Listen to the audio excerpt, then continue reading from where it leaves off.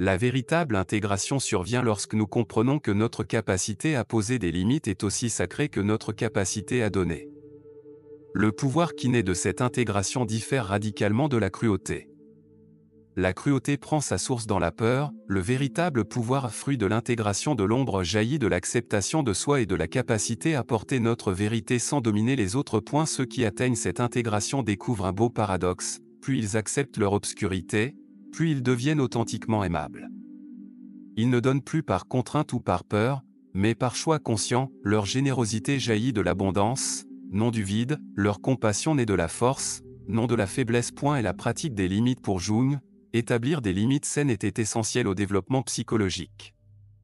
Pourtant, pour ceux qui ont bâti leur identité sur une gentillesse sans fin, poser des limites peut sembler trahir leur nature. Mais les limites ne sont pas des murs, ce sont des lignes sacrées qui définissent où nous finissons et où les autres commencent. Créer des limites commence par un acte révolutionnaire, reconnaître notre valeur intrinsèque, une valeur qui existe simplement parce que nous sommes, non pour ce que nous faisons pour autrui.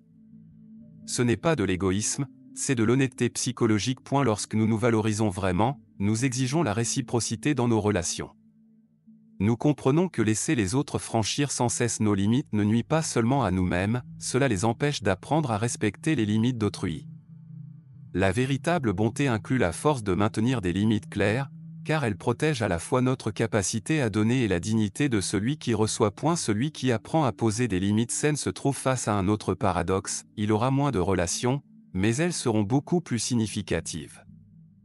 Certains s'éloigneront lorsque nous ne serons plus disponibles inconditionnellement, ceux qui resteront seront ceux qui nous apprécieront en tant qu'êtres complets. Maintenir des limites garantit que nous aurons toujours quelque chose à offrir quand ce sera réellement nécessaire. C'est comme entretenir un jardin, il faut des bordures nettes et des soins constants pour qu'il fleurisse. En préservant judicieusement notre énergie et nos ressources, notre bonté authentique se fortifie au lieu de s'affaiblir. L'alchimie de la transformation et l'alchimie de la transformation commence lorsque nous laissons notre lumière et notre ombre danser ensemble, lorsque nous cessons de lutter contre notre double nature.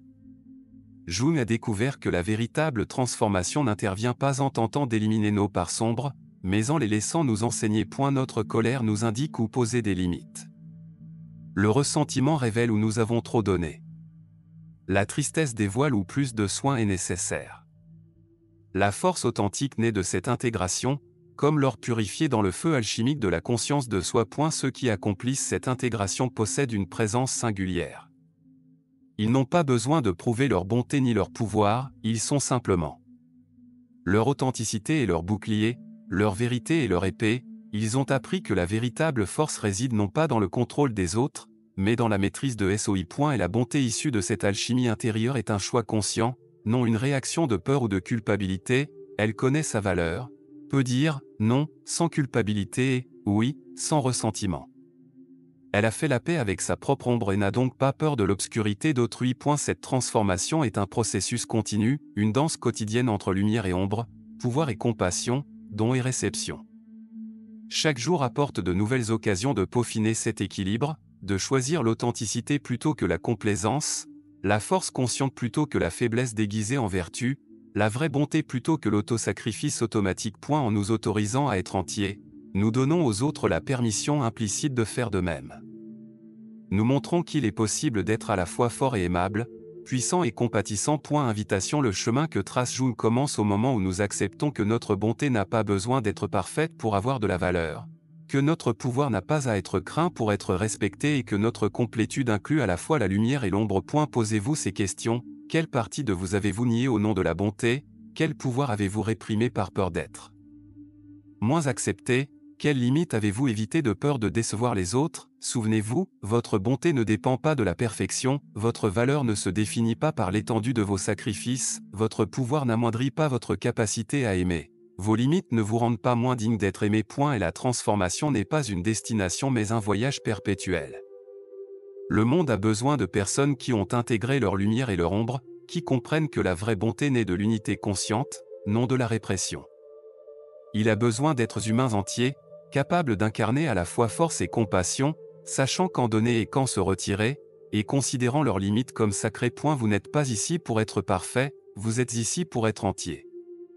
Dans cette intégrité et l'intégration de chaque part de vous, vous trouverez non seulement la force de créer la vie de vos rêves, mais aussi la sagesse de la vivre avec authenticité et véritable puissance. Êtes-vous prêt à être véritablement puissant?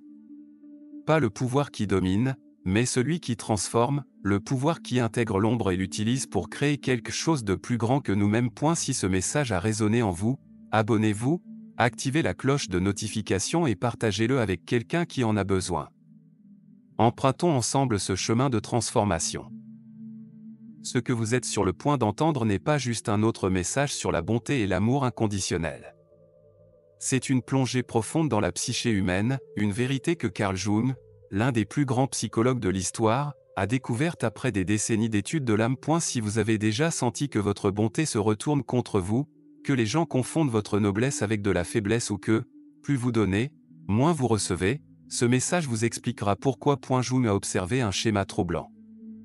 Il l'a vu clairement chez ses patients, ceux qui se croyaient trop bons étaient souvent ceux qui souffraient le plus.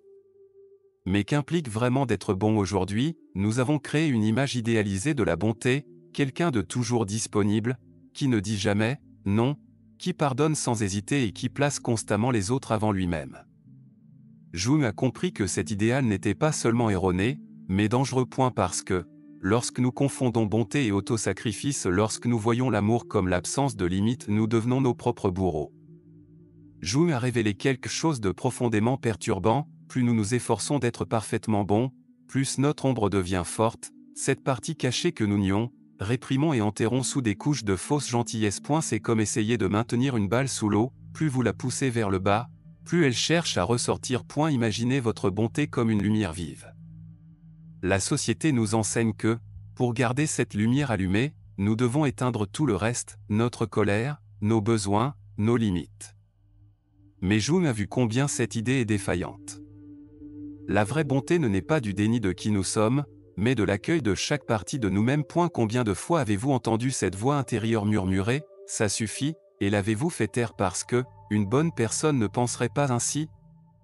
Combien de fois avez-vous enfoui votre colère, votre frustration ou votre douleur en pensant que ces sentiments vous rendaient indignes? Chaque fois que vous rejetez ces parts de vous, vous ne devenez pas meilleur, vous vous brisez davantage. Ce message ne vous dit pas d'abandonner la bonté.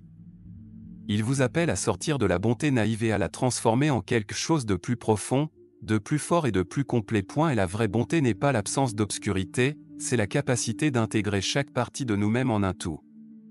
Ce que vous allez découvrir peut ébranler les fondations de tout ce que vous pensiez savoir sur la bonté et défier vos croyances sur l'amour, le sacrifice et l'authenticité. Mais, si vous osez écouter et si vous vous permettez de remettre en question ce que vous avez toujours tenu pour acquis, vous trouverez une vérité qui vous libérera. Et la vraie bonté ne vous affaiblit pas, elle vous donne du pouvoir.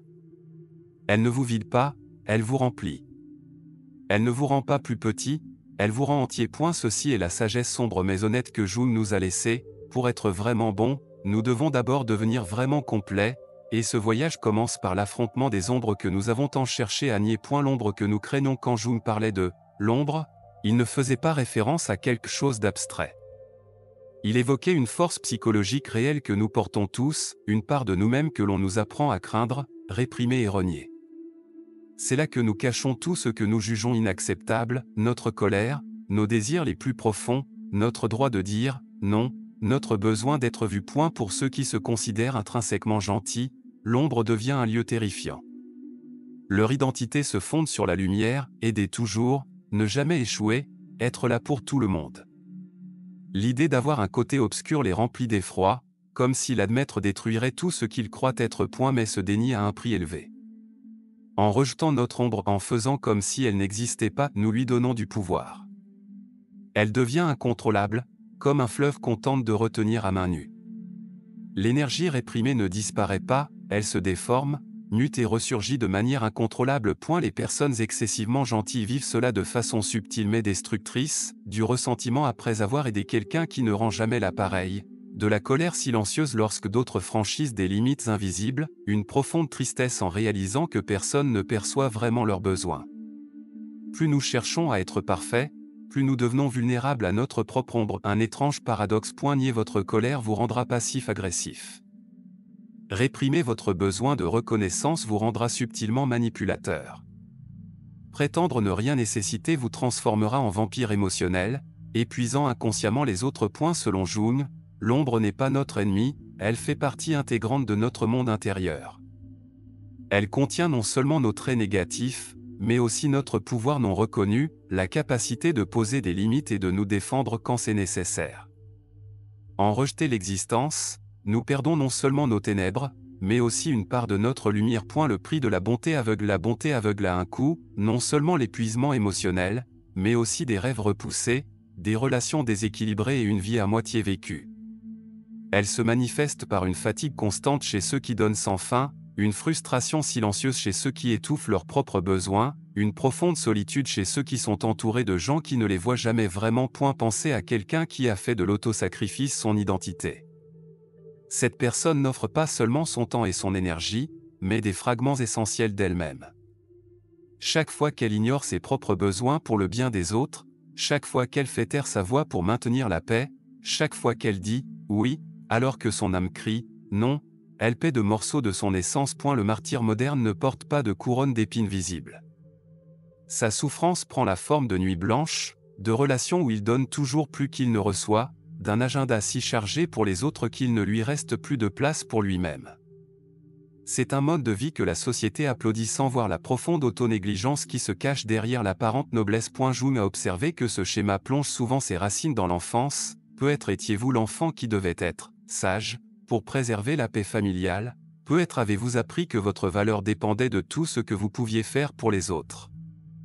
Ces leçons précoces deviennent des chaînes invisibles qui nous enchaînent à des comportements autodestructeurs. Celui qui pratique la bonté aveugle suit un scénario prévisible, il devient le confident de tous, l'épaule sur laquelle pleurer, le soutien inébranlable. Mais quand il a besoin d'aide, il se heurte à un vide angoissant. Les gens sont tellement habitués à recevoir qu'ils ne pensent même pas à donner, une solitude particulière, entouré de personnes qui connaissent votre bonté, mais pas votre cœur. Ce déséquilibre crée une dynamique toxique, la personne gentille devient de plus en plus indispensable aux autres tout en s'effaçant de sa propre vie. L'ironie cruelle, c'est que cette gentillesse excessive ne blesse pas seulement celui qui la pratique, elle nuit aussi à ceux qu'elle prétend secourir. En les sauvant constamment, en étant disponible sans cesse et en ne les laissant jamais affronter les conséquences de leurs actes, on les empêche de grandir. Le ressentiment enfoui devient un poison qui imprègne toutes les relations. Intégrer l'ombre n'est ni un processus doux ni confortable. Cela exige du courage, de l'honnêteté et la volonté d'affronter ce que nous avons longtemps évité. C'est seulement en voyant clairement que nous pouvons mettre de l'ordre et nous transformer. Le processus commence par reconnaître que notre gentillesse excessive a souvent été une forme d'évasion. Nous évitons le conflit, le rejet, le jugement. Derrière chaque acte de gentillesse exagérée se cache la peur fondamentale de ne pas être aimé pour ce que nous sommes vraiment. Et la transformation requiert un type particulier de bravoure, être prêt à décevoir ceux qui se sont habitués à notre disponibilité inconditionnelle. C'est réécrire un contrat invisible, je serai tout ce dont tu as besoin, et en échange tu m'aimeras, remplacé par je serai authentique, même si cela ne te plaît pas toujours. Intégrer l'ombre ne signifie pas devenir cruel ou indifférent. Au contraire, cela signifie développer une bonté plus puissante et réelle. C'est la différence entre une flamme vacillante qu'une brise éteint et un feu solide qui donne chaleur et lumière sans se consumer.